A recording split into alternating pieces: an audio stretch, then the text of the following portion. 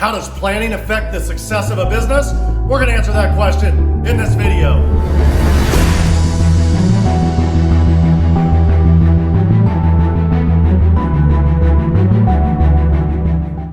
Okay, let's rock. Welcome to another fabulous episode of Be the Hustler. And we're going to talk about planning your business and all the things you need to plan and how they can affect the success of your business. And I will tell you this, it is vital. If you're not a planner, if you think you're going to survive long term without planning, you're wrong. I hate to say it, it's very difficult to survive in business long term and just wing it every single day. And a lot of your staff, they want to see your plans. They want to see what your goals are, where you're going, right? If you don't have plans, they're going to sit there half the time and shrug their shoulders and say, what are we doing, right? Now, a lot of businesses, once you get set up and they're fully operating, they're just kind of like a repeat business, right? Like let's say you're in shipping as an example, right? Once you get your shipping department set up, there's not really much to plan.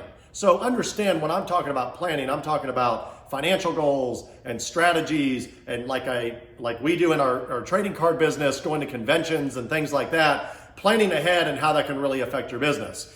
Planning is kind of one of those concepts where if you don't plan, it's kind of the whole thing of if you snooze, you lose, right? You're going to lose out if you don't plan. You have to plan your landing. I always use that example about pilots landing an airplane. They don't just land, they plan ahead. Their whole flight plan's set up in advance, right? So what I want you to think is long term. I want you to sit down and write down all the things that you can do that can make your business more successful. I'm dead serious. So maybe you don't do conventions. Maybe in your industry, whatever it is, you've never gone to a trade show. And you're like, yeah, I've heard about it, or there's people in the industry that always rant and rave and talk about it. I'm gonna tell you, I'm here first to tell you, you're missing out. You have to go to your trade shows. You have to go to those conventions because they're vital. They're vital to learning new products, meeting your manufacturers, other retailers in the industry, right? Maybe your distributors. Sitting down, you'd be surprised when you sit down and you have a dinner with them or have a lunch with them, how much good camaraderie you built, right? The rapport you build with your distributor, with a manufacturer, things like that, that could impact your business down the line. So planning these shows and these conventions ahead and actually going to them could be vital to the success of your business. I will tell you this, some of the biggest deals that I've ever gotten in the history of my businesses were done by meeting people at those conventions. If I had not planned for those shows and I had never gone to them, those situations would never have existed. And I wouldn't have grown as much as I did in my business. So I want you to understand how more successful your business can be by planning things like that. And so when you're planning, I want you to get out a piece of paper and a pen and write down all the possibilities, all the things that you could be doing in your business that you're not doing right now. I'm dead serious. Think about it for minutes, 5 minutes, 10 minutes. Sit there and brainstorm and don't let any idea be too good or too crazy. I want everything written down and get 10 or 20 things. There are that many things that you're not doing that you could be doing. And then pick one, just one, and implement it. Whatever, pick your favorite one, the one that excites you the most, and implement it. Have your staff learn about it. Say, hey, going forward, starting next week, we're going to have a little stand in the front entrance and it's going to have a sign and it's going to have all this. And I think that's going to increase sales of this or that, whatever. Every idea you can think of. I like to think about all the businesses I run. When I think about them is like I'm building like a race car. And if you know anything about building a race car and you're beefing up the motor, and I'm not talking about electric cars because people are going to correct me and say, well, Tesla doesn't have a motor. I know Tesla cars don't have a motor. I'm thinking old school, okay? Back when you had like 8-cylinder engines and you would get under the hood and you would soup them up and make them fast so when you go to the racetrack, they go faster, okay? So when you're doing that, when you're building your business, think of it like building a motor. You're like, okay, I'm gonna bore out the cylinders, right? I'm gonna put bigger piston heads in them, right? Maybe I'm gonna supercharge it. Maybe I'm gonna put nitrous, all the possibilities. Put every single thing you can do to make your car go faster. Just like in that example, put everything in your business you can do to make your business more successful.